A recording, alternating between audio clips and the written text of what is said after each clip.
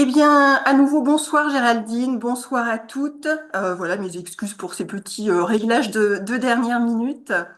Euh, on se retrouve ce soir pour parler des applis de rencontres, des sites de rencontres, mais je dirais plus largement d'amour, voilà, puisque c'est la spécialité de Géraldine, donc que je tiens à remercier vraiment d'avoir accepté mon invitation, d'avoir accepté ma proposition, je dirais. C'était un sujet qui me tenait à cœur et vraiment, je te remercie d'avoir accepté spontanément cette invitation. Un grand merci Céline, c'est vraiment un grand plaisir et avec grande joie que j'ai immédiatement accepté de pouvoir partager sur ce sujet si important pour nous toutes et Absolument. tous aussi, bien sûr. Que je suis en joie depuis quelques jours à l'idée de cette interview. J'ai un petit peu le sentiment d'être comme quelqu'un qui réunit des amis dont on sait qu'ils vont s'apprécier. Alors voilà, c'est une joie pour moi ce soir que vous ayez l'occasion de rencontrer, si je puis dire, Géraldine.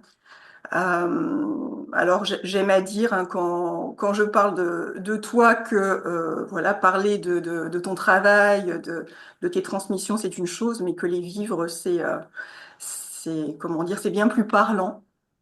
Euh, voilà donc je vais te proposer peut-être de te présenter.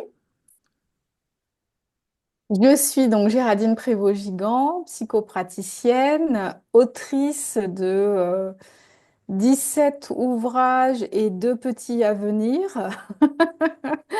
et un oracle et un petit jeu de cartes à venir aussi. Donc j'aime énormément écrire, d'où le nombre élevé de mes publications qui tournent autour de mes spécialités, qui sont les relations, l'amour, avec notamment la dépendance affective et les relations toxiques, et aussi l'hypersensibilité. Avec une orientation spécifique qui s'appelle les hypersensibles spirituels, en lien avec la publication de mon livre Les hypersensibles spirituels, ces intuitifs au cœur d'or, qui rencontre encore aujourd'hui un grand succès. Je suis aussi passionnée par les nouvelles technologies et les synchronicités. Je les associe en ce moment parce que c'est mon sujet de réflexion et de recherche. Mais sinon, plus spécifiquement, tout au long de mes journées, je dirais que quand je n'écris pas, je consulte en individuel ou en collectif autour de mes spécialités et mes spécialisations, qui sont, comme je l'ai dit, les relations, l'amour sous toutes ses formes et l'hypersensibilité. Je crois que c'est un bon résumé. Et quand je ne fais pas tout ça, je danse le tango argentin et je voyage. Et Voilà. oui, Ça, tout, c'est le côté plus perso. tout ça donc sur des journées de 24 heures. Tu nous Eh confirmes. oui, eh oui. J'ai appris j'apprends depuis des décennies à organiser mon temps. Voilà, je suis toujours friande d'en découvrir un peu plus sur comment je peux rentabiliser mon temps et pouvoir me donner des espaces pour me ressourcer parce que je trouve que c'est primordial quand on crée et quand on accompagne les autres. Eh bien, donc pour en venir à vraiment, je dirais, ce qui m'a donné envie de te proposer cette interview, hein, ce livre, voilà, qui est paru il y a à peu près un an et demi, je crois maintenant, Oui. Les Clés de l'amour, voilà, et qui parle justement hein, des relations à l'heure du numérique notamment. Moi, j'aimerais dire que pour moi, ce livre, il est comme une paire de lunettes. Vraiment, en le lisant et en le relisant, c'est comme si, voilà, à certains moments, je m'étais dit, mais enfin, voilà, je vois les choses autrement. Donc, c'est comme ça que j'en parlerai. C'est un livre très pragmatique, euh, puisque il y a évidemment toute une partie je dirais théorique, hein, d'explications sur les divers comportements, notamment qu'on peut retrouver sur les applis de rencontre. Mais plus largement, en fait, dans les relations amoureuses.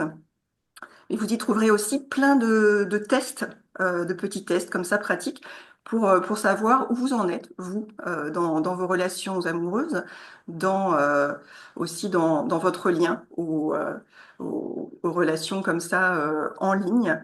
Donc, voilà ce que je peux dire sur ce livre pour commencer.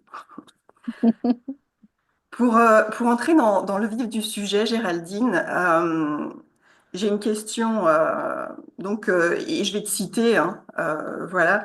Tu dis à la page 34, aimer, c'est prendre le risque d'être vulnérable. Et ma Hmm. question, c'est, bah, les applis de rencontre, les sites de rencontre, sont-ils un espace où l'on peut être vulnérable? Hmm. Tu commences fort, hein. Excellente Été question. inspirée. Oui, je vois que tu as été inspirée. Oh, waouh.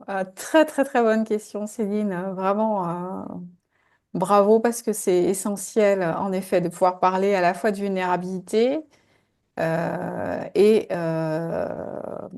de modernité. Et essentiellement par rapport au système, je dis bien système consciemment, hein, au système de rencontres que sont les applications de rencontres. Sous couvert d'un aspect finalement assez ludique, je crois que toutes les personnes, je ne sais pas si les personnes ici présentes sont déjà allées sur des applis euh, et se souviennent de la première fois où ils ou elles sont allés sur les applis. Il y a quelque chose d'assez ludique, surtout si on est dans le désir de rencontrer quelqu'un, qu'on ait peur ou qu'on n'ait pas peur. Finalement, il y a un truc assez ludique parce que les applications, elles sont vraiment structurées et constituées, fabriquées pour rendre notre expérience la plus ludique possible. Parce que l'intérêt, c'est qu'on y reste le plus longtemps possible, comme sur les réseaux sociaux. Ça, on a tendance à l'oublier. C'est quand même un système mercantile, c'est du commerce, hein, et c'est OK, mais on n'est pas toujours au clair avec ça. En tout cas, on ne s'en souvient pas forcément. Et puis, on a une âme d'enfant. Quand on parle de ludique, ça vient réveiller la petite fille ou le petit garçon en nous.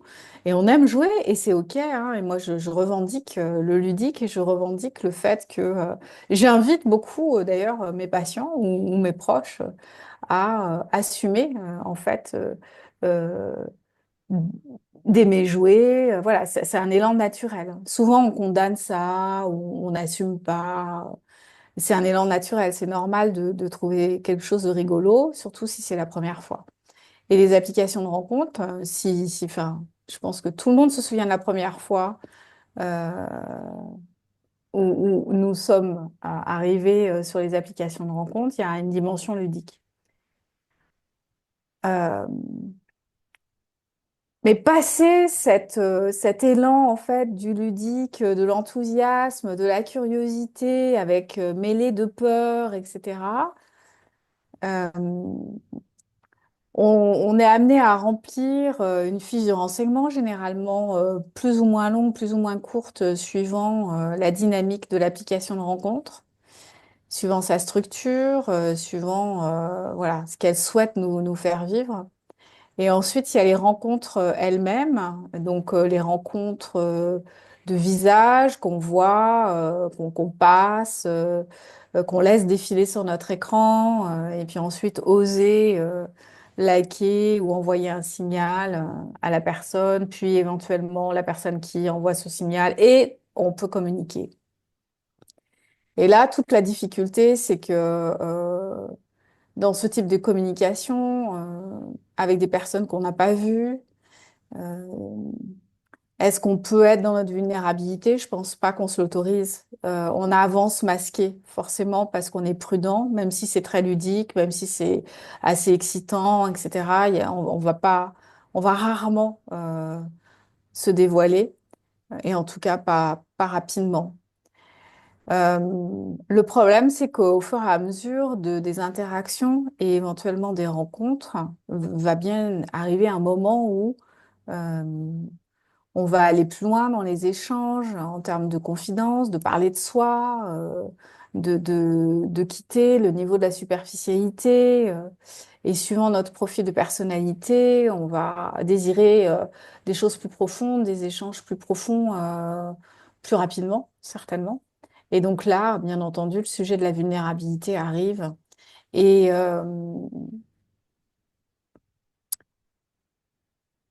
c'est comme toujours, c'est-à-dire qu'il y a l'outil qui permet la rencontre et puis il y a les personnes qu'on rencontre. Le problème, c'est que l'outil qui permet la rencontre ne permet pas forcément la vulnérabilité et biaise en fait les rencontres parce qu'en fait, comme tout outil numérique, c'est un support de projection.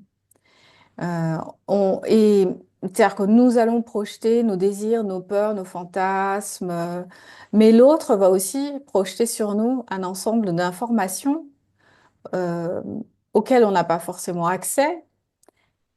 Je veux dire, auxquelles on n'a pas forcément accès si on n'est pas en train de faire une étude psychologique, comme on est en train de le faire, voilà, et qu'on est dans la vie normale et qu'on échange normalement, quoi.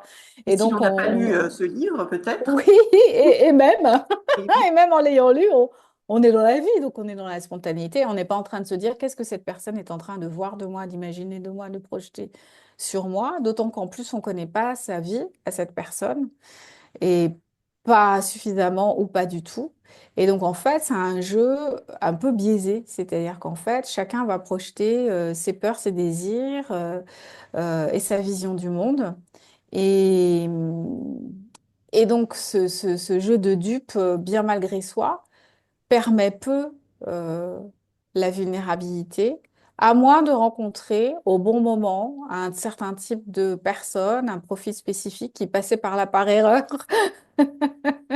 et où là, quelque chose pourrait se mettre en place spontanément et où les deux personnages, ou les personnes, plutôt que les personnages, les personnes réelles hein, pourraient être démasquées, se dévoiler et être dans leur vulnérabilité. Mais ça, c'est le truc idéal qu'on aimerait vivre finalement. Je pense que les romantiques qui arrivent sur les applications de rencontre rêvent de ça, de cette spontanéité, de cette possibilité de se dévoiler.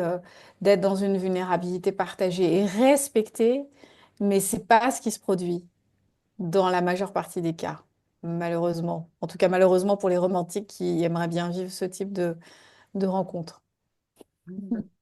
Je te remercie et du coup, ça amène ma question suivante, c'est est-ce qu'il n'y a pas de danger à se montrer vulnérable et à se montrer dans son authenticité sur les applis de rencontre? Et est-ce qu'il y a certains profils qu'on peut dire plus exposés à cela?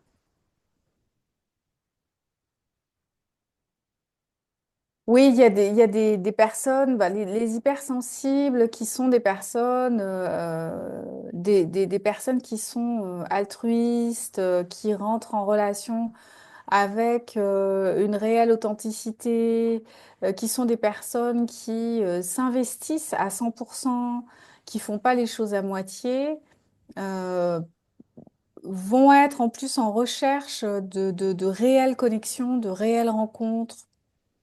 Quand je dis réelles, c'est où il y a une spontanéité, une sincérité et donc une part de vulnérabilité exposée, montrée en tout cas, dévoilée, confiée. Ces personnes-là vont être beaucoup plus vulnérables face à des profils plus narcissiques. Parce que le problème des applications de rencontre, c'est que ce sont des objets, enfin en tout cas, les applications sont dans nos objets de smartphone ou d'ordinateur. Et comme toute application qui passe par nos smartphones, euh, ça entraîne dans nos connexions neuronales un rapport au monde qui est différent et qui déshumanise les relations. On s'en rend pas compte. On est tous touchés par ce biais cognitif et ce biais relationnel, je dirais, et émotionnel. Et donc, comme tout objet et comme enfin, comme notre société actuellement nous y mène, on voit beaucoup plus de profils narcissiques parce que les profils narcissiques ont cette spécificité qu'ils entrent en relation avec les autres euh, avec une idée d'utiliser l'autre, utiliser pour être admiré, pour être aimé, euh, pour être, voilà, que ça serve leur personnalité. Et donc les applications de rencontre vont attirer davantage ce type de personnes qui sont dans quelque chose de l'ordre de la rencontre utile, où l'autre va satisfaire nos besoins. Ça, c'est ce que pense le narcissique pathologique. Alors, il y a différents degrés de narcissique. Il y a les narcissiques pas trop dangereux, et puis il y a ceux qui sont beaucoup plus dangereux. Dangereux parce qu'ils vont utiliser l'autre pour assouvir leur propre plaisir, hein, que ce soit un plaisir de consommation sexuelle, euh, mais sans prévenir l'autre personne, hein, c'est-à-dire qu'il y a un jeu de dupes là aussi, hein, il y a beaucoup de séduction, il peut y avoir une romantisation de la rencontre, mais qui va être simplement euh, pour assouvir un besoin et d'admiration, de séduction, et de posséder l'autre par satisfaction. C'est un jeu de pouvoir en fait. Et voilà, c'est ça. C'est que dans les applications de rencontre, aujourd'hui dans notre société, qui est de plus en plus narcissisante, on voit beaucoup plus de profils de cet ordre qui sont dans une relation à l'objet, qui sont dans un processus de consommation finalement, parce que c'est aussi ce que la société propose. Et donc les romantiques, les hypersensibles qui sont dans une recherche de rencontres vraies, de l'altérité, du partage, de l'échange, euh, peuvent se retrouver dupés, séduits par ce type de personnage. Et ça peut faire très mal parce que bah, si on se dévoile face à des personnalités qui sont dans un processus narcissique de séduction, d'utilisation de l'autre, eh bien, les romantiques, les gentils, je dirais, les sincères, peuvent perdre des plumes.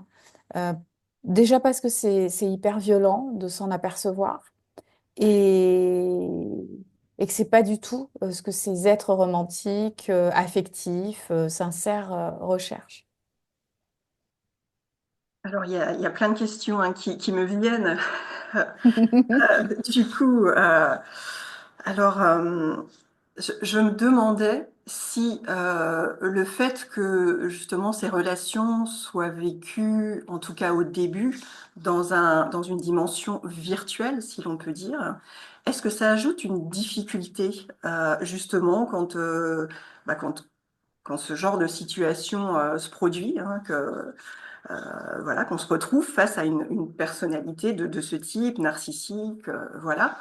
Est-ce que enfin, le décalage, quelque part, j'emploierais presque le mot de déflagration, est d'autant plus forte que tout ça se passe dans le virtuel? Indéniablement, la notion de virtuel, avec tout ce que j'ai évoqué par rapport à ce qu'on va projeter sur notre écran, sur cet autre, et pour peu qu'en plus cet autre utilise ce qu'on projette pour nous séduire, on peut rentrer dans une sorte de bulle algorithmique finalement, mais ce sera pas une bulle, c'est comme une bulle algorithmique, mais en fait cette bulle, elle n'est pas constituée d'algorithmes, elle est constituée de toute l'histoire qu'on va se raconter et de toute l'histoire que l'autre éventuellement va nous raconter s'il perçoit que nous sommes en train de nous raconter des histoires d'une belle rencontre, d'une histoire d'amour, euh, ou tout simplement l'histoire qu'on va se raconter sur la personne que l'on croit être en train de rencontrer et qui n'est pas vraiment celle-ci. Et en fait, les applications de rencontre intensifient la sublimation. Et la sublimation, c'est une étape naturelle de la rencontre amoureuse. C'est là où c'est vraiment un problème finalement. Parce que une fois que les personnes vont avoir vécu des situations difficiles via les applications de rencontre, elles vont s'interdire toute relation où elles pourraient être dans la sublimation. Or, la sublimation, c'est une phase naturelle du début de la rencontre, hein. C'est ce que Stendhal appelait la cristallisation au XIXe siècle, dans de l'amour. Il parle de la cristallisation, c'est-à-dire on va figer l'image de l'autre, elle va se cristalliser. Et elle va briller en fait, hein. Donc voilà, c'est ça la sublimation, c'est qu'on admire une personne que l'on vient de rencontrer. Comme on vient de la rencontrer, bah, elle est neuve de tout, et on va imaginer le meilleur. Et ça fait partie du processus amoureux, c'est naturel. Le problème, c'est qu'avec les applications de rencontre, c'est intensifié. Toute la phase de sublimation va être prolongée, entretenue par l'effet projectif du biais de rencontres numériques. Et encore une fois, pour peu qu'en face, on ait quelqu'un qui soit vraiment dans un processus de séduction calculé, euh, ou bien non calculé, mais un processus de séduction très narcissique, la personne va se caler par rapport à ce qu'on va fantasmer, par rapport à ce qu'on va attendre, par rapport à ce qu'on va projeter. Ça transparaît de toute façon au travers de nos mots, entre les lignes. Ça transparaît malgré tout, malgré nous. Si on observe à rebours, on peut s'en apercevoir. Et donc, l'espace de rencontre, le processus de l'application de rencontre, la non-information, on n'a pas été éduqué non plus à tout ça, finalement. Plus quelqu'un qui en face est dans une relation à l'objet, c'est le combo gagnant pour être dans un max de sublimation. Et donc, du coup, on n'est pas dans le réel. Et, et c'est là qu'à un moment donné, quand on atterrit, bah, ça peut faire très mal. Et, et encore une fois, on ne euh, le souci avec notre société, la modernité, c'est que il y a des outils euh, de progrès. C'est formidable pour les personnes qui peuvent pas rencontrer d'autres personnes parce que elles habitent au fin fond au milieu de la campagne. Les applications de rencontre, c'est formidable. Tout objet de modernité est formidable sous un angle, sauf qu'on n'a pas le mode d'emploi. Et ça vient bousiller pas mal de personnes et de relations humaines. Et on aurait besoin vraiment de pouvoir avoir une charte éthique, en fait, de la relation via nos outils et principalement les applications de rencontre, parce qu'il s'agit aussi de sentiments. Alors, il y a des personnes qui veulent rencontrer juste pour le sexe, et c'est OK, hein. Voilà, chacun a un souhait différent en étant sur les applications de rencontre.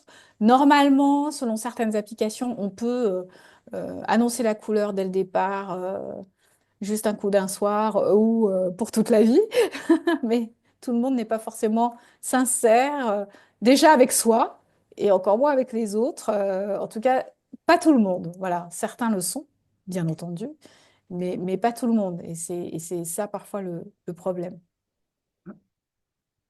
Est-ce que j'ai presque envie de dire, est-ce que tu recueilles, toi, dans ta patientèle, des personnes justement qui, quelque part, enfin, tombent de haut, hein, si je peux prendre cette image, et qui sont confrontées à des choses très violentes, peut-être qui peuvent ressurgir, justement, au travers de ces expériences, de ces mésaventures?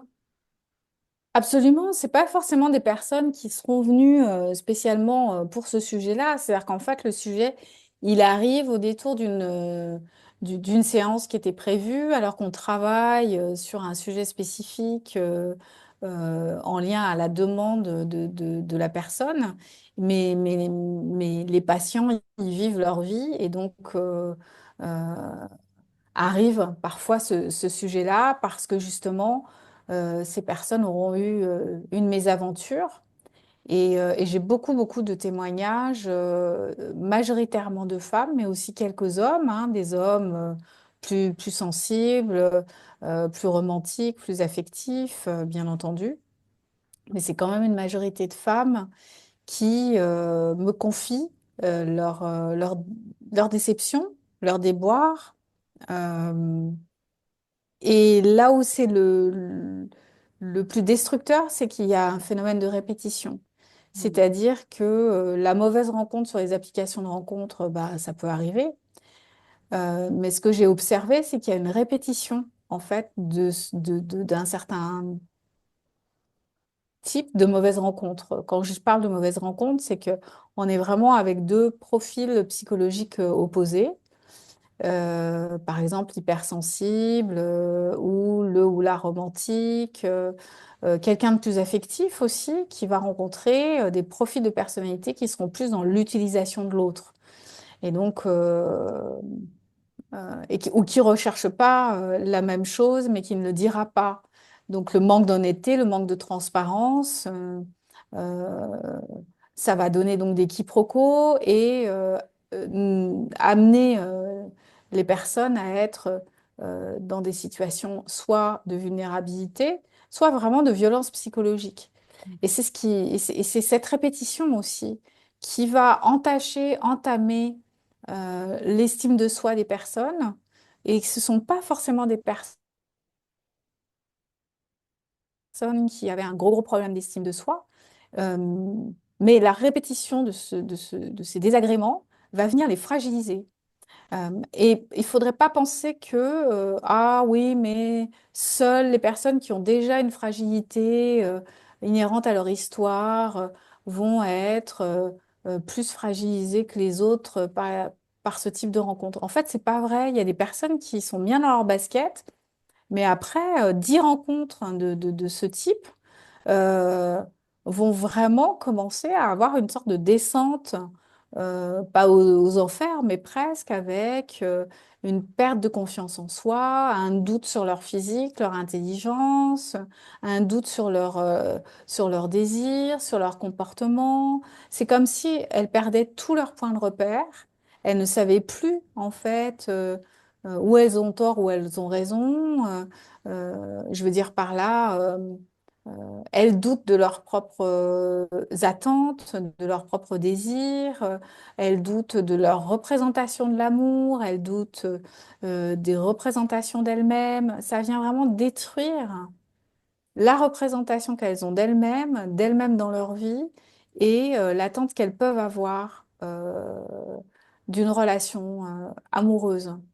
Et donc là, ça devient dangereux.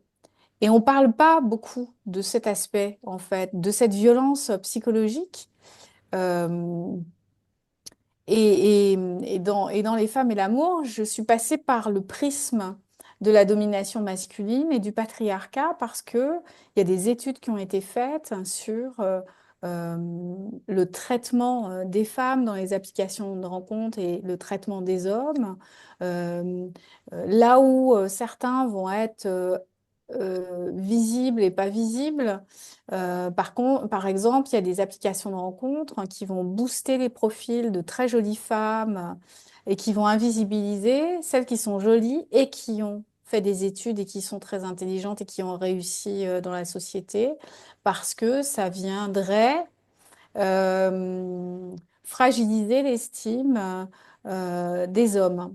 Donc ça pourrait paraître très caricatural, mais il y a vraiment des études qui ont été faites, il y a des bouquins qui ont été écrits là-dessus, il y a vraiment une dénonciation qui commence à être faite sur le fait que sur les sites de rencontres et les applications de rencontres, les hommes et les femmes, par ces sociétés d'applications de rencontres, ne sont pas traités de la même façon. Donc ça vient de facto biaiser les relations, et ça vient aussi alimenter un système de prédation dans l'inconscient des hommes, même s'ils ne sont pas vraiment comme ça au départ, mais ça vient faciliter en fait la mise en valeur de l'homme alpha qui prend le pouvoir, voilà, cette masculinité toxique. Et en fait, concrètement, ben, ça s'incarne vraiment dans des rencontres du quotidien pour des hommes et des femmes lambda, et, et qui se passent mal, des rencontres qui se passent mal parce que bah, majoritairement, ce sont des hommes qui ont intégré une certaine représentation de leur posture dans une relation avec une femme, et qui vont être dans un processus de domination. Et l'application de rencontre démultiplie en plus le côté consommation, être un peu prédateur. Pour peu que ils aient été blessés par une relation précédente, qu'il y ait quelque chose, une sorte de revanche à prendre, euh, ça va être compliqué. Alors, il y a des femmes qui se retrouvent à être victimes de ce type de profil. Il y en a d'autres qui sont plus offensives, donc qui décident d'être comme eux. C'est pas vraiment la solution non plus, parce qu'on est toujours en sorte de rapport de force, de dominant-dominé. Enfin, on est loin de l'amour romantique là, hein. Là, vraiment, on est dans ça, c'est la jungle. C'est la jungle. C'est toi dans une des présentations de notre soirée, a parlé de la jungle. Donc, c'est vraiment ça. Il y a vraiment c'est très cerveau reptilien, très animal finalement. Et c'est important d'être informé de ceci. Ça ne veut pas dire qu'il ne faut pas aller sur les applications de rencontre, parce que pour certaines personnes, il n'y a pas d'autre choix. Mais en tout cas, c'est important de savoir tout ça, d'être équipé pour entrer dans la jungle, savoir couper les mauvaises herbes éventuelles et s'éloigner, ou faire éloigner les animaux qui ne seraient pas tout à fait bienveillants avec nous. C'est très intéressant parce que en tout cas, je trouve que on peut avoir l'impression, justement aujourd'hui, grâce aux applis de rencontre, qu'on retrouve de l'égalité dans les rapports hommes-femmes, notamment avec alors, certains sites dont je ne citerai pas le nom, mais où quelque part, c'est la femme qui choisit. Et ce que tu nous dis, c'est que tout cela n'est qu'un leurre finalement, et Ouais, n'est qu'un reflet, et même, je dirais, un reflet où vraiment enfin encore plus prononcée d'une forme de patriarcat qu'on trouve dans la société et qui en effet se retrouve vraiment renforcée sur ces applis. absolument, tout à fait. Euh, En fait, comme tout objet de modernité, ces objets viennent grossir, comme si on regardait à la loupe, des modes de fonctionnement sociétaux. Ce ne sont pas les applications de rencontre ou les sites de rencontre qui sont finalement à condamner, quoique ce que j'ai mentionné et ce que je décris dans le livre concernant voilà, le traitement inégalitaire des hommes et des femmes, ça par contre, certaines applications devraient revoir leur copie. Mais oui, certains sites qui mettent en avant le fait que ce sont les femmes qui peuvent choisir, en fait, c'est un leurre parce que il y a toujours cette idée bah déjà, il y a un rapport consumériste de la rencontre, moi, qui me gêne. Voilà. Je suis pas contre d'aller acheter une jolie robe, hein. C'est vraiment pas un problème. C'est OK. Enfin, je veux dire, euh, ou une jolie lithographie, parce que je pense que voilà, le beau, on peut acheter du beau pour le mettre chez soi. Ce sont des objets qui vont nous faire nous sentir bien. Sauf que là, ce sont des individus, des gens, des êtres qui ont une histoire, des sentiments, des attentes, ou pas d'attentes, ou en tout cas pas les mêmes attentes, certes, mais enfin, c'est respectable. Chacun, avec ses désirs, doit être respecté. Euh, le souci, c'est que ces espaces, ils viennent démultiplier des pathologies relationnelles et sans que personne ne s'interroge.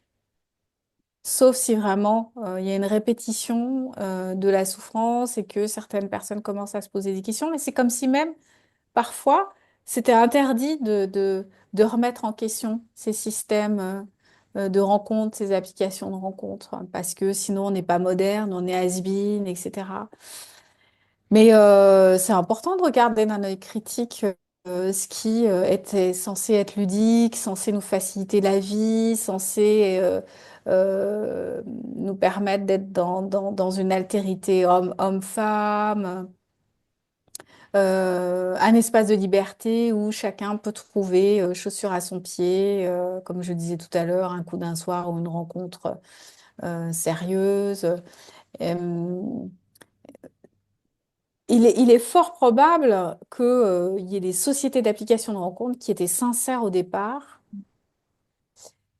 et c'est ensuite la tournure que ça prend, comme tout objet de pouvoir en fait et de modernité, que ce soit Internet, hein, que ce soit l'intelligence artificielle, et là ce soir on parle des applications de rencontres, ou l'argent. Finalement, ce sont des outils qui nous permettent d'être avec plus de pouvoir, et suivant la psychologie que nous allons avoir, ben, il y a des individus qui vont s'en servir pour prendre le pouvoir. Il y a des personnes qui ne peuvent pas s'empêcher de faire autrement que de prendre le pouvoir. Et malheureusement, dans notre société patriarcale, ben, on- il y a dans l'éducation, qu'on le veuille ou non, sauf si on en est conscient en tant que parent, on véhicule dans l'éducation auprès des filles et des garçons des informations hyper subtiles qui vont faire que nous filles et eux garçons, vont s'identifier à des rôles, à des comportements, à des modes de pensée.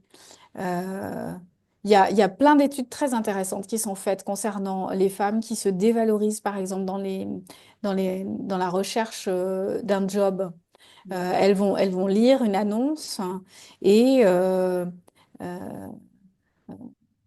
les hommes, même s'ils ne remplissent pas 100% de ce qui est décrit, vont quand même postuler. Une femme, même si elle remplit 100% de ce qui est demandé, doutera de sa légitimité à postuler. Ah oui, mais il manque ceci, ah oui, il me manque cela. Donc voilà, je fais exprès de prendre un sujet, un espace hors de notre sujet pour bien montrer qu'en fait, euh, nous tous, nous sommes imprégnés de programmes qui viennent biaiser notre rapport au monde si on est un homme, si on est une femme, plus la société qui va venir valoriser des postures si on est un homme et si on est une femme, eh bien, dans les applications de rencontres, ça ressort majoritairement. Alors, bien entendu, je parle des rencontres hétérosexuelles où là, vraiment, le rapport de force et l'inégalité de genre est très marqué. Mais dans les rencontres homosexuelles aussi, hein, il y a des rapports de dominant-dominé. Voilà. Mais donc, pour le livre, je me suis vraiment cantonnée aux relations hétérosexuelles parce que c'est vraiment là qu'on voit vraiment d'une façon très très très claire ce que la société véhicule comme message et nous les femmes, cela nous met dans des situations où on risque d'y perdre parce que on ne s'autorise pas un certain mode de pensée ou une certaine façon d'être en relation. Ou alors on va complètement dans l'inverse avec des femmes qui prennent un pouvoir, qui prennent, qui jettent, en fait qui ont un comportement dit masculin. euh, voilà, de rapport à l'objet de l'homme. C'est une façon de compenser aussi ce qu'elles auront pu subir. Et pourquoi pas, si ça peut leur permettre de vraiment faire sortir leur pouvoir jusqu'ici étouffé, mais ensuite, il est quand même plus épanouissant d'être dans des relations de respect mutuel et d'altérité, je trouve quand même. Certainement. Et, et du coup, j'ai cette question qui me vient de pourquoi aujourd'hui on n'arrive plus à se rencontrer? Alors, c'est très intéressant parce que quand je dis à se rencontrer entre hommes et Mhm. femmes, voilà, quand on cherche dans une relation, en m'entendant poser cette question, j'entends que qu'on peut aller plus loin, mais c'est vrai que c'est quelque chose qui revient beaucoup, en fait, peut-être vous-même autour de vous, de personnes qui se plaignent, de personnes célibataires qui ont réellement envie de rencontrer, de faire une belle rencontre, et qui nous disent que c'est compliqué aujourd'hui de rencontrer, et que notamment, alors à partir d'un certain âge qui n'est pas, voilà, enfin, qui reste jeune, mais que c'est compliqué aujourd'hui, en fait, de rencontrer, pardon. Comment expliquer ça?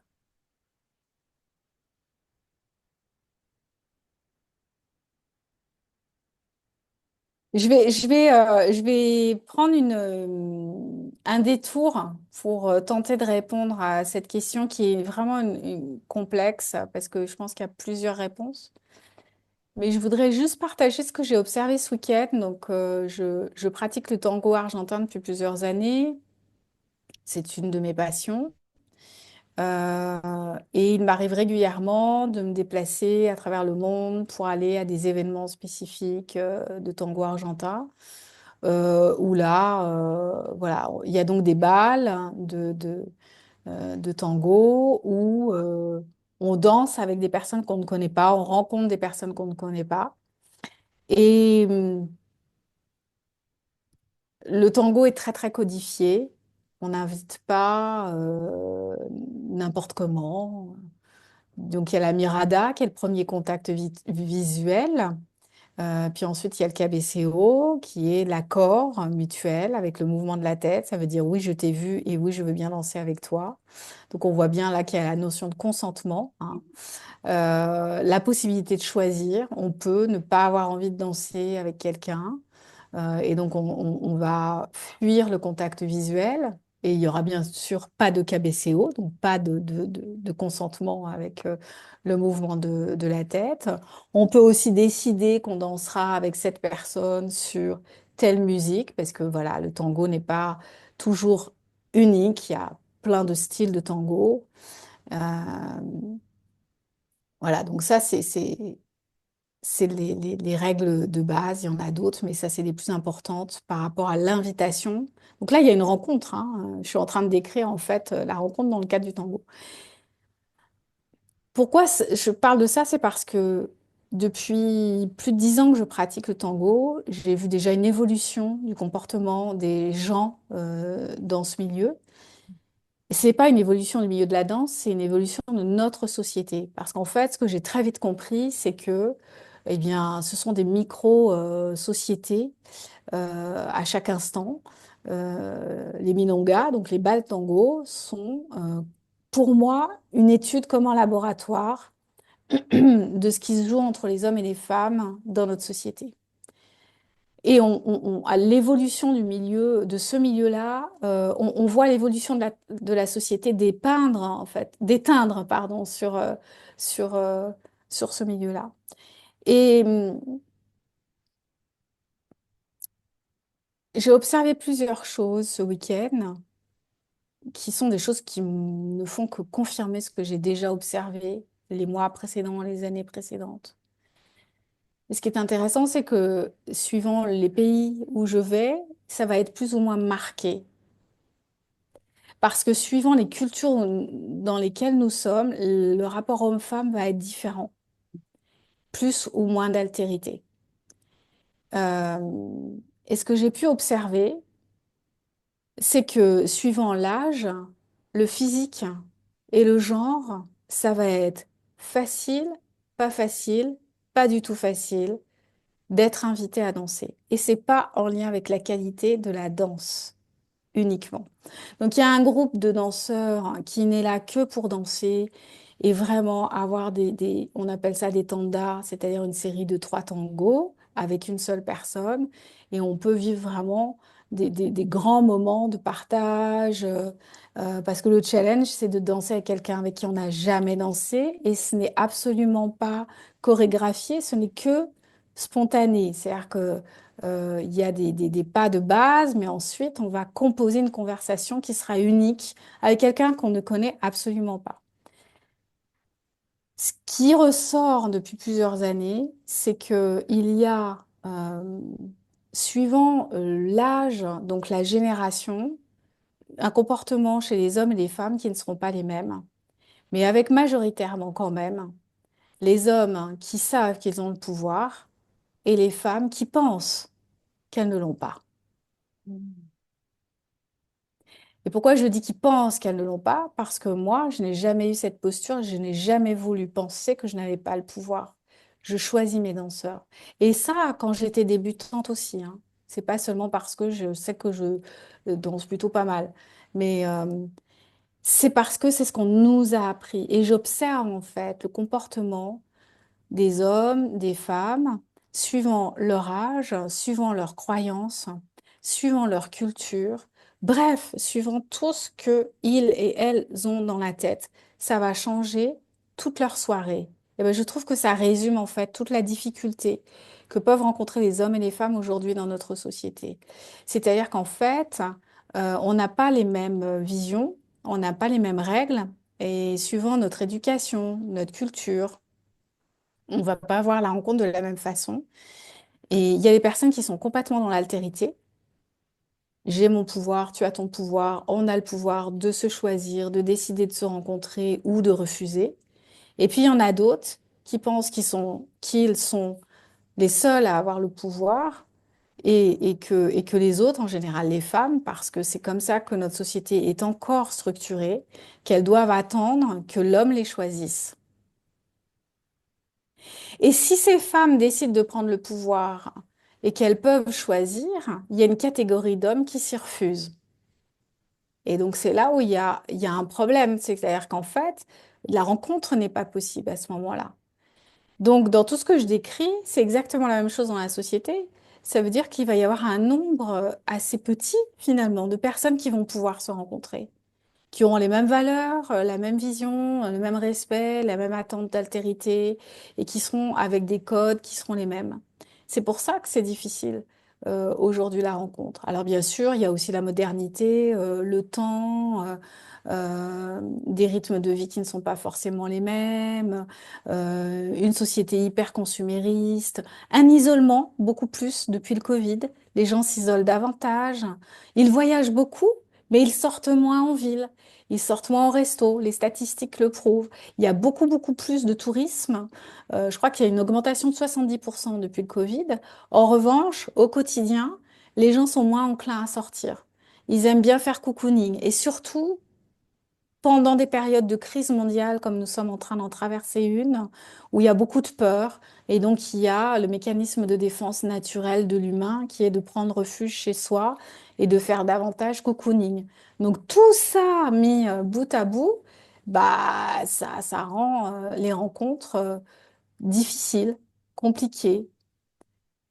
Plus les peurs aussi par rapport au consentement. Il y a des hommes qui sont très respectueux de ceci et qui n'osent plus aborder une femme parce qu'ils savent plus où se trouve la limite entre la drague, qui serait de la séduction soft parce qu'on se plaît, ou bien du harcèlement.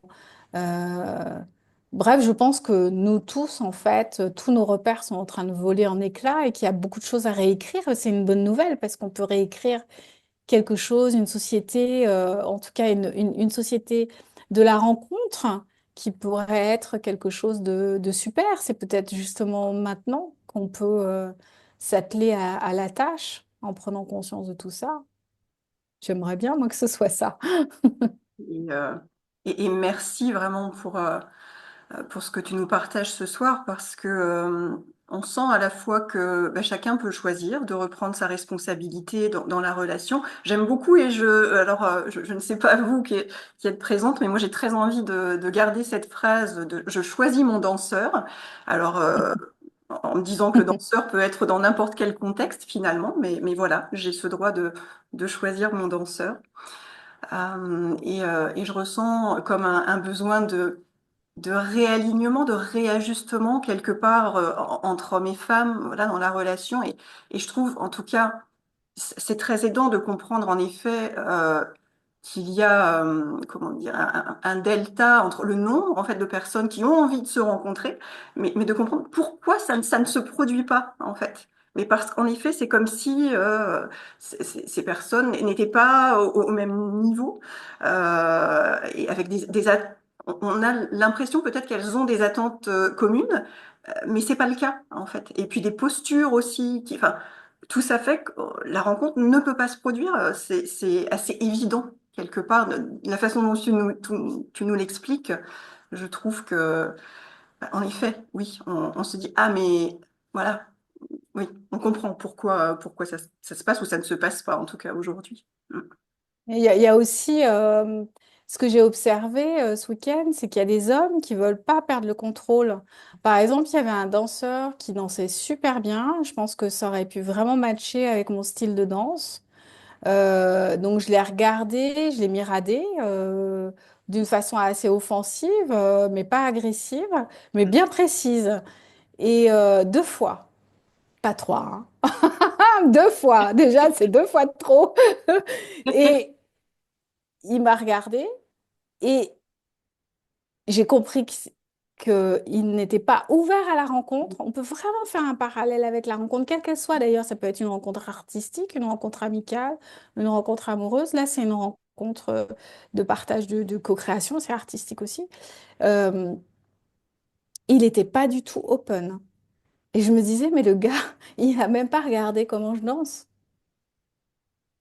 Il a projeté un certain nombre de choses par rapport à mon physique, la façon dont j'étais habillée, peut-être le fait que je décide de le choisir et que lui, il n'a pas l'habitude de ça. Et donc, le gars, il est perdu. Réflexe, mécanisme de défense, hyper contrôle, c'est non. Et je trouvais ça vachement intéressant. Et tout de suite, bon, voilà, moi, c'est vraiment mon espace de créativité, mais quand même en fond d'écran, j'ai quand même mon observation psychosociologique des hommes et des femmes qui continue de vrai. Et, et on ne s'est pas rencontrés.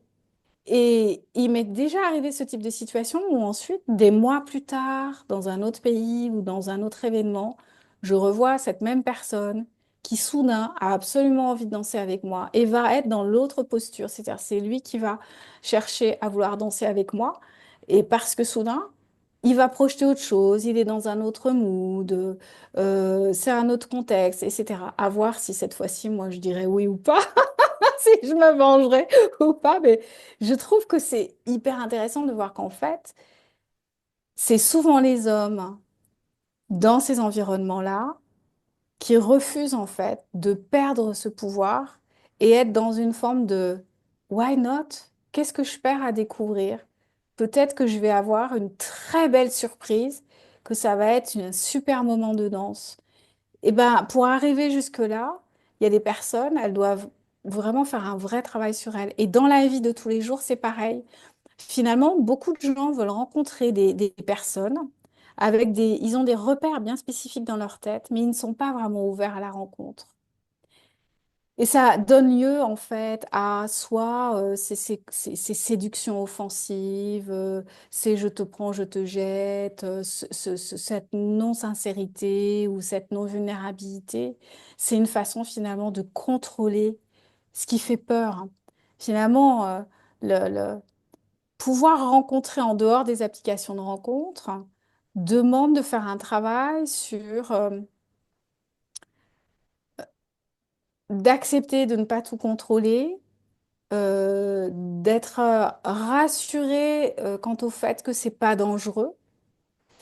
Euh, Être ouvert à la rencontre, c'est vraiment travailler sur sa propre rencontre avec soi-même et de pouvoir développer vraiment une assise, quelque chose de solide.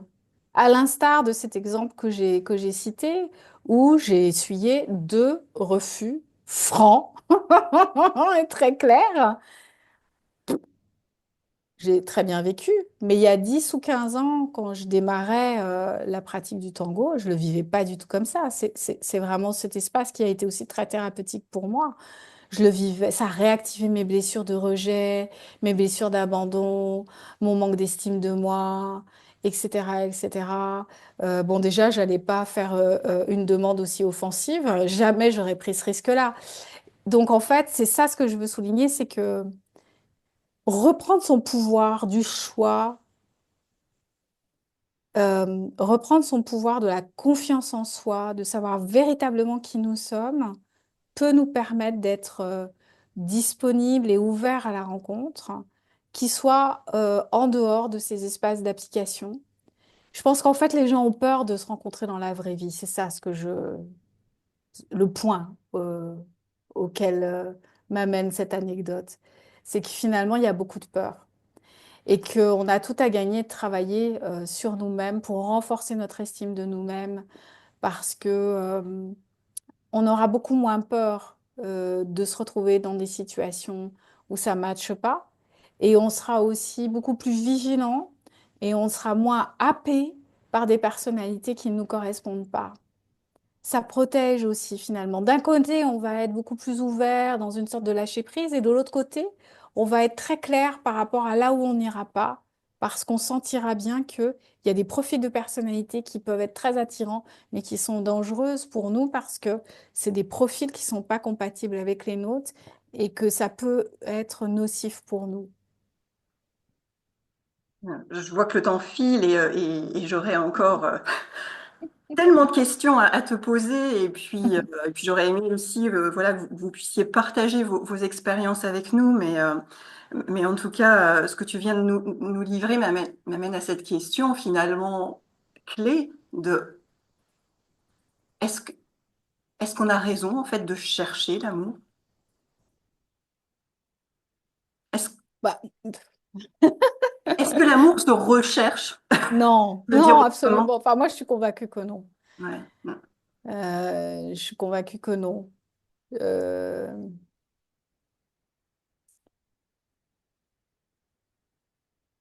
C'est-à-dire qu'en fait, on est biberonné depuis toujours avec des histoires d'amour, et c'est formidable, mais en même temps, ça a biaisé aussi notre rapport à la relation, à la rencontre amoureuse. La société continue de véhiculer quand même une survalorisation du couple et une dévalorisation des personnes seules, célibataires. D'ailleurs, quand je dis seule, ça sonne parfois, ça pourrait paraître euh, enfin voilà, la sonorité semble. Parce que notre société nous amène à ça, c'est-à-dire une personne seule.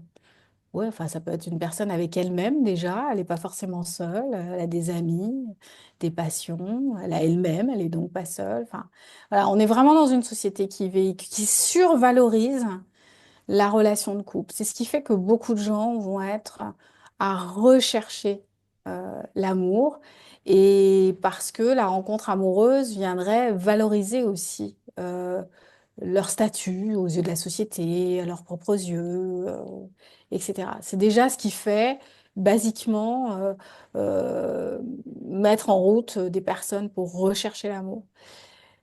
Je suis convaincue que l'amour ne se cherche pas. L'amour arrive, l'amour, c'est une rencontre, c'est inattendu. C'est ce qui fait d'ailleurs la magie de la rencontre. C'est ça ce qui est formidable. Et c'est ce que je trouve qui n'existe pas dans les applications de rencontre, c'est que c'est calculé quand même, hein. C'est pas tout à fait du hasard, en tout cas du hasard de la vie.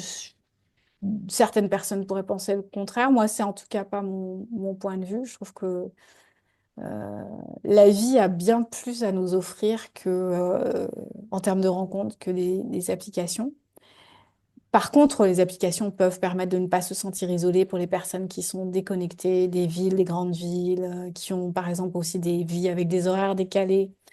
Voilà, ça euh, mais ces personnes ont aussi la possibilité de partir en vacances et de rencontrer des vraies personnes euh, dans, dans la vraie vie. Donc l'amour arrive au moment où on s'y attend pas, parfois au moment où on ne veut pas. C'est- On le sait bien, hein. Enfin, qui n'a pas entendu ce type de d'histoire et c'est vrai, et j'en vois fréquemment, souvent. Euh, je pense que l'important, c'est surtout de trouver un équilibre de vie, des passions, des amis. euh, un amour de la vie. Et puis les rencontres se font et la rencontre amoureuse se fait au moment où elle doit se faire. Et il y a un doux équilibre entre être ouverte à la rencontre, comme je disais tout à l'heure, hein, à l'opposé de l'attitude de ce danseur, dont je respecte son refus, mais c'était pas vraiment open, quoi. Donc, il y a vraiment un juste milieu entre être ouvert à ce qui pourrait se passer et en même temps être dans une acceptation si ça ne se passe pas. Et ça crée une fluidité, ça crée une posture différente, ça crée déjà beaucoup plus de détente. Mais pour ça, il faut aussi développer une confiance en soi, une confiance en la vie, une confiance dans le fait que les choses peuvent être justes au bon moment.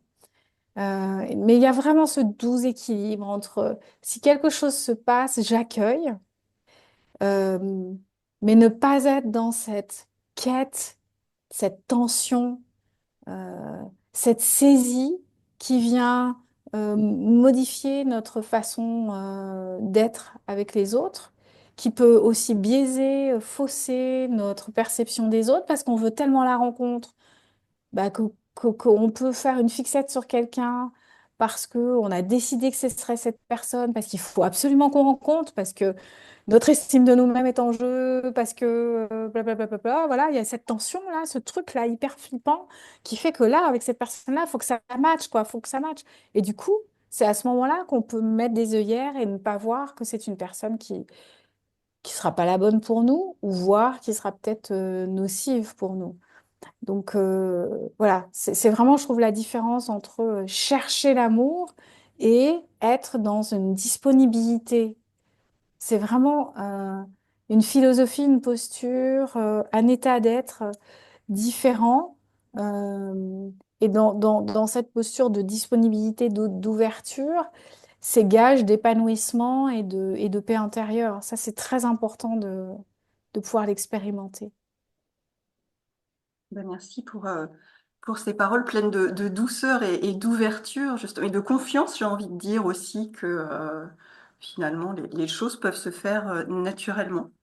Euh, Mm. Ouais. et on a cette disponibilité et cette confiance, justement, en la vie. Là encore, j'ai un œil sur la montre, mais On peut dépasser de quelques minutes, hein. De j'aimerais 10 minutes, vraiment te c'est demander, OK. Géraldine, de nous dire un mot sur les nouveaux romantiques dont tu parles Ah! dans ton livre. Je ne résiste pas. Ah, les nouveaux romantiques, ce sont ces hommes qui ont une conscience de l'altérité et ils sont, alors, ils sont de tous âges, hein. C'est pas forcément une question de génération, mais quand même, ce sont quand même ceux que l'on voit apparaître les moins de 40 ans. Il y en a, voilà, qui peuvent être plus âgés, mais disons que plus on va vers les jeunes générations, plus ils sont nombreux. Euh, Entre les 20 et 30 ans, en revanche, alors ils sont nombreux, mais il y a aussi le pôle opposé. Il y a vraiment quelque chose de très, très, très binaire, avec du masculin toxique et des nouveaux romantiques. En fait, les nouveaux romantiques, c'est vraiment l'opposé du masculin toxique. C'est vraiment, c'est un homme qui est dans une relation d'altérité, qui a conscience de la situation des femmes dans la société, du traitement des femmes dans la société, qui n'aiment pas le concept de mâle alpha, de mâle dominant. Voilà, ils sont pas câblés comme ça en fait, hein. Ils ont un rapport au monde naturel qui est quelque chose de l'ordre de l'altérité, du respect du vivant, du respect de l'autre, que ce soit un homme ou une femme, sont des êtres qui ne sont pas dans une consommation des êtres, puisqu'ils sont dans le respect du vivant, donc le respect de l'autre. Euh, Ce sont des personnes qui ne seront pas épanouies sur les sites de rencontres de par la structuration des sites de rencontres et des applications de rencontres. Sont des hommes qui aspirent vraiment à une société plus égalitaire et plus respectueuse. Sont généralement des êtres qui ont une sensibilité soit à la nature, à la musique, aux relations, qui s'interrogent sur le devenir de notre société et de l'humanité. Et je tenais à en parler dans mon livre parce que j'avais beaucoup parlé du patriarcat, de la structure de la société, comment la société nous structure et fausse les rapports hommes-femmes. Euh, et donc, j'avais aussi envie de parler de cet autre aspect qui est quand même porteur d'espoir et qui permet aussi pour beaucoup d'entre nous d'avoir aussi une autre représentation d'une catégorie de la population.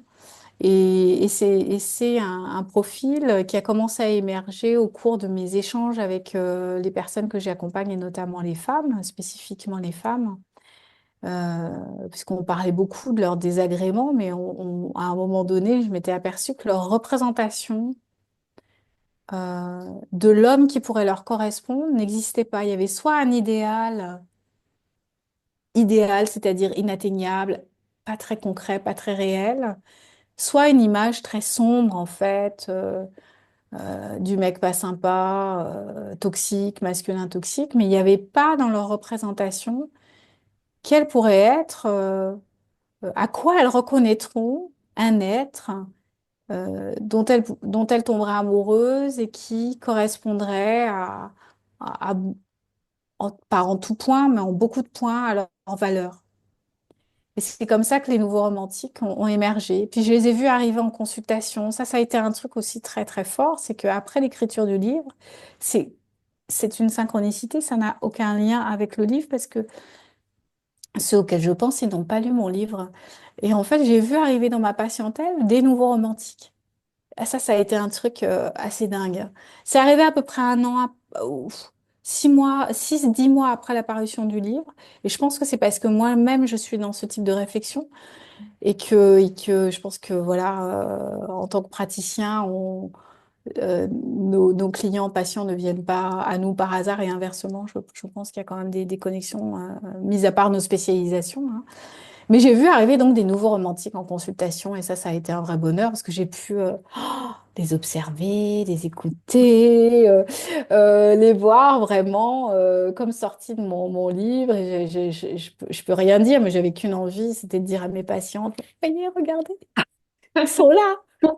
Ils Ils sont là, ils sont existent. là, ils existent, des hommes respectueux, gentils, sensibles, qui n'ont pas peur de leur sensibilité, qui sont en même temps des vrais mecs, au sens de, bah voilà, parce que dans notre société, c'est ça qui est véhiculé, c'est soit t'es un vrai mec, mais tu vires vers le masculin toxique, soit t'es sensible, t'es romantique, t'es dans l'altérité, la pensée humaniste, etc. Mais en fait, ben, tu t'es un peu mou, quoi. Hein, on a vraiment des clichés comme ça. Je dis on, nous tous et toutes, en fait. Alors qu'en fait, il y a vraiment cette catégorie d'hommes, hommes, et qui ont développé vraiment un féminin intérieur, finalement, où cohabitent masculin et féminin à l'intérieur d'eux-mêmes. Et moi, je suis convaincue qu'en fait, l'émergence de ces hommes, c'est assez porteur d'espoir, et aussi notre pouvoir que nous reprenons, nous les femmes, c'est assez porteur d'espoir. Je ne sais pas si nous, de notre génération, on le verra, mais j'ai l'impression qu'en fait, c'est annonciateur d'un rééquilibrage des polarités et des énergies masculines et féminines dans notre société. Alors, dans certains pays, ça prendra plus de temps parce qu'il y a une non-égalité très marquée avec des femmes qui ont absolument aucun pouvoir, voilà, hein. Mais je me dis que il est fort probable que ce soit annonciateur d'un rééquilibrage des pouvoirs, des énergies, des rôles, des places.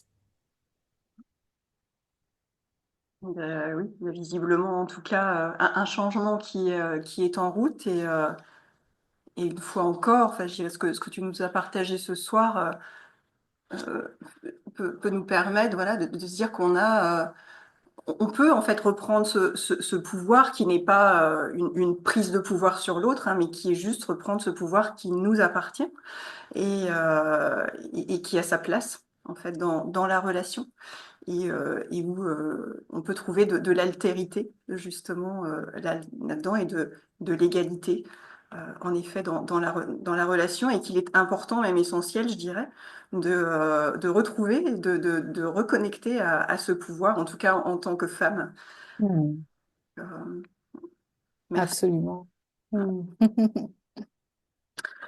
Euh, une toute dernière question, si tu veux bien, et pour rebondir sur tout à l'heure, un peu cet esprit de paix, justement, que tu nous transmettais.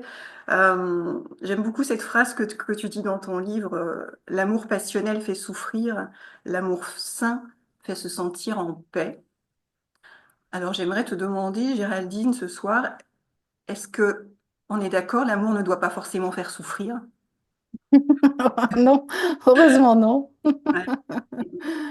Surtout pas même. Ouais. Euh, L'amour, cette représentation de l'amour-passion, elle a deux sources, deux origines.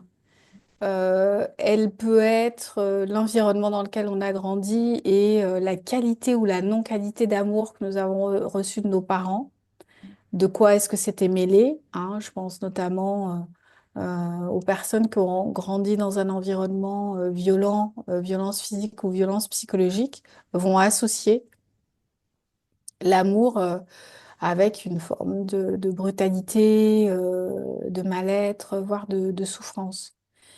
L'autre source de cela, c'est toutes les fictions dont on est abreuvé. Donc moi, j'ai été la première à être biberonnée, voilà, hein, j'ai été pendant des années une grande romantique avec toutes ces représentations de l'amour-passion. Si t'es pas passionné et en souffrance, c'est que t'aimes pas vraiment, blablabla. Qui n'a pas été biberonné à ça? Enfin, en tout cas, moi, je suis passée par là. Euh, les fictions, les narrations, les livres, les films. Je suis une fan de cinéma, mais si on regarde certains vieux films, et peut-être pas si vieux, voilà, aujourd'hui, puisque nous avançons dans notre réflexion, on peut se rendre compte des messages qui ont été véhiculés euh, concernant l'amour, et notamment l'amour qui fait souffrir. Alors, bien entendu, l'amour qui fait souffrir, c'est aussi super pour la fiction. C'est-à-dire qu'on peut faire plein de films, on peut faire plein de romans, et si tout se passait bien, on s'embêterait. Voilà, et donc on a envie qu'il y ait des rebondissements, et on s'attache à nos personnages, et on les voit souffrir, on souffre avec eux, et tout, et tout. Donc ça fait partie de la fiction, mais le problème, c'est qu'on a transposé des éléments de fiction dans la réalité, et à un moment donné, on a confondu, et il y a eu, enfin, au fur et à mesure, et notamment pendant l'adolescence, on peut aussi avoir été impacté par des certaines représentations de l'amour. Et c'est ce qui va donner ensuite, euh, certains choix vont être faits par rapport à cette représentation inconsciente de l'amour.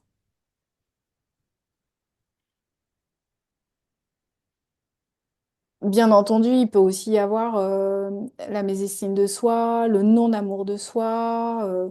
Euh, J'en parle dans mon prochain livre sur comment on peut s'auto-maltraiter en choisissant des mauvais partenaires amoureux et pourquoi. C'est tout le chapitre central. Toute la partie 2 traite justement, le sujet, c'est l'auto-maltraitance émotionnelle, et toute la partie centrale concerne nos mauvais choix. Qu'est-ce qui fait qu'inconsciemment, on va choisir les mauvaises personnes et les partenaires avec qui on va souffrir? Voilà, et j'explique en fait tout le processus psychologique qui est le nôtre quand on est dans ce type de situation. Donc ça, c'est un sujet qui est à part. Et autour de ça, il y a, enfin, non, je vais le dire différemment. Il y a différentes raisons psychologiques qui vont faire que on va associer amour et souffrance. Et puis, il y a tout le contexte culturel et tout ce qu'on aura reçu comme message qui vont renforcer. Et alors, suivant notre histoire, notre sensibilité, notre psychologie, ça va renforcer quelque chose ou pas. C'est-à-dire, ce qu'il y a dans notre structure psychique, la fiction, les messages de la société, etc., vont renforcer nos systèmes, s'il y a un système à l'intérieur à renforcer, bien entendu. Euh, donc, prendre conscience de nos représentations inconscientes de l'amour et des croyances que l'on a autour de l'amour, des croyances imitantes de l'amour, peut vraiment grandement nous aider à effectuer aussi d'autres choix, et à s'interroger en fait d'une façon très constructive. Et donc, aimer profondément d'un amour vrai, fort, sincère, ne veut pas dire une intensité passionnelle où on va souffrir. Souvent, la passion est la face visible d'un iceberg qui est des rencontres que j'appelle pathologiques, où il va y avoir deux profils de personnalité qui vont bien combiner le truc pour vivre un truc bien destructeur. Donc, on confond souvent grand amour avec relation destructrice. Mm. Alors qu'en fait, l'amour, encore une fois, profond, fort, durable, fort au sens d'intense et non pas destructeur, hein, existe, et que c'est ce type d'amour-là qui fait qu'on peut vivre une très très très très belle relation d'amour qui dure dans le temps et où on va s'épanouir et où l'autre va s'épanouir, et non pas une relation destructrice, hein. On voit bien les deux, j'ai bien décrit là les deux aspects suivant nos représentations et nos croyances. Oui, merci pour ce décodage, en effet, parce qu'on peut très vite confondre, je pense, en effet, et se dire qu'on vit une belle histoire, une histoire importante, mais pas pour les bonnes raisons, effectivement. Voilà, exactement. Ouais. Bah, un grand, grand merci, vraiment, Géraldine, pour tes partages, pour tes transmissions ce soir. Euh, Est-ce qu'il y a, voilà, pour terminer, peut-être d'autres choses que tu souhaiterais nous partager, Oh, bah, peut-être j'ai dit beaucoup de choses déjà. mais en quelques mots, sur ton actualité, proche ou moins proche, peut-être des Euh, ouvrages à conseiller à nos participantes. bah justement, celui qui va sortir le 15 mai, qui s'appelle l'automaltraitance émotionnelle. Ça concerne vraiment le chapitre central, concerne nos mauvais choix amoureux, avec toute une explication sur... déjà, c'est un livre que j'ai voulu déculpabilisant, c'est-à-dire tout au long de l'ouvrage, je dis nous et non pas vous, et non pas je, parce que c'est un sujet sensible. Je pense que nous sommes tous concernés par l'automaltraitance émotionnelle, ne serait-ce que par l'auto-jugement, le syndrome de l'imposteur. Donc, on peut avoir des petites automaltraitances émotionnelles et des grandes automaltraitances émotionnelles. Et donc, le chapitre central concerne uniquement les relations amoureuses parce qu'il y a vraiment... j'aurais pu faire tout un livre entier sur ce sujet finalement, parce que combien de rencontres on a pu faire en tombant amoureuse exactement du mec qu'il nous faut pas. Et comment on a souffert et comment ça a été un moyen finalement de se faire du mal. Donc c'est vraiment ce que j'ai voulu transmettre dans ce livre. Donc il sera à apparaître le, le 15 mai. Il y a un sous-titre, mais j'ai oublié parce que c'est mon éditeur qui l'a rajouté. Donc, comme je ne l'ai pas écrit, bah, j'ai oublié. Et donc, comme j'ai pas lu la couverture sous les yeux, mais bon, on aura On compris le la retrouve. thématique, hein. Donc, voilà, c'est chez Erol. Et puis, avant ça, un sujet plus léger, le 10 avril, mon coffret des signes et des synchronicités, Ah, avec 115 cartes pour créer ou recevoir des messages de la vie. Donc c'est à la fois ludique, à la fois ça peut être juste une carte d'inspiration le matin. C'est en trois ou quatre catégories. Je crois que j'ai créé quatre catégories parce qu'il y a un moment donné, j'ai hésité. Donc, il y a catégories de cartes. On peut tirer les cartes séparément, ensemble. C'est un tout petit coffret trop mignon. Je suis trop contente. C'est voilà, c'est le côté ludique avant l'automaltraitance émotionnelle, qui est un sujet euh, un peu plus, euh, un peu plus lourd, mais qui ouvre sur des perspectives de libération, bien entendu, hein, parce que sinon, c'est pas fun. eh ben, on se note ces dates précieusement. Donc, voilà. Et, un grand, grand merci encore, vraiment. Ben, Euh, merci Céline pour ton invitation. J'étais ravie. j'aimerais dire vraiment que c'est ce soir, en tout cas, s'il y a une chose dont je suis convaincue, c'est que vous toutes présentes, vous aurez fait une belle rencontre. Euh, et j'aimerais repartir avec cette idée à la fois que l'on peut choisir son danseur, mais aussi que l'on peut danser seul, que l'on a le droit. Voilà. Tout Euh, à fait. et vraiment, ouais, te remercier pour la générosité vraiment qui te caractérise. Merci pour ton temps. Je sais que voilà, on a pu le voir dans tes journées très occupées.